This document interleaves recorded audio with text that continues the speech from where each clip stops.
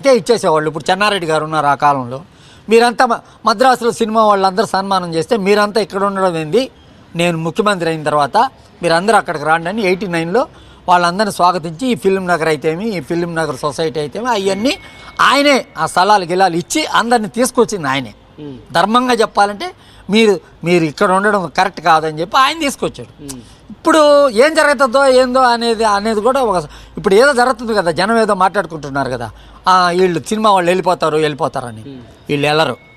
ఎందుకు వెళ్ళరంటే చెప్పమంటారా, వీళ్ళు ఇక్కడ తక్కువ ధరలకి స్థలాలు కొని ఉన్నారు. ఈ స్థలాల్ని ఇలాగే పెట్టి అక్కడ మళ్ళా తక్కువ ధరలకు ఇస్తారు. సినిమా వాళ్ళని ఎంకరేజ్ చేసేదానికోసం మేము స్టూడియోలు కడతాం, ఈ కడతాం అంటే అక్కడ మళ్ళీ తక్కువ ధరలకు ఇస్తారు. అక్కడ ఆటోమేటిక్గా క్యాపిటల్ అంటే ఆస్తులు పెంచుకునేదానికి చేసే ప్రయత్నమే ఉంటుందే కానీ వీళ్ళు ఒరిజినల్గా అక్కడ పోయి షూటింగ్ చేస్తారు, ఈ చేస్తారు అనేవి మాత్రం అవి అసలు నమ్మదగ్గ మాటలే కాదు. హైదరాబాద్ వదిలితే, ఎందుకంటే మద్రాసులో ఉండేవాళ్ళు, మద్రాసులో ఉంటే చెమట్లు అవి ఉంటుండేవి. కానీ హైదరాబాద్లో ఈ క్లైమేట్కి అలవాటు పడిన తర్వాత పోలేరు ఎవరు. అదిగాక వాళ్ళ ఆస్తులు వాళ్ళు చాలా తక్కువ ధరకు కొన్న ఆస్తులు. నానక్రామ్గూడ లాంటి ప్రాంతాల్లో 10 లక్షలకి 15 లక్షలకి కొన్న ఎకరాలు ఈరోజు 100 కోట్లు 200 కోట్లు ఉన్నాయి. ఆస్తులు ఆ రకంగా పెరిగినాయి. ఇప్పుడు అక్కడికి పోతారంటే పోతారు.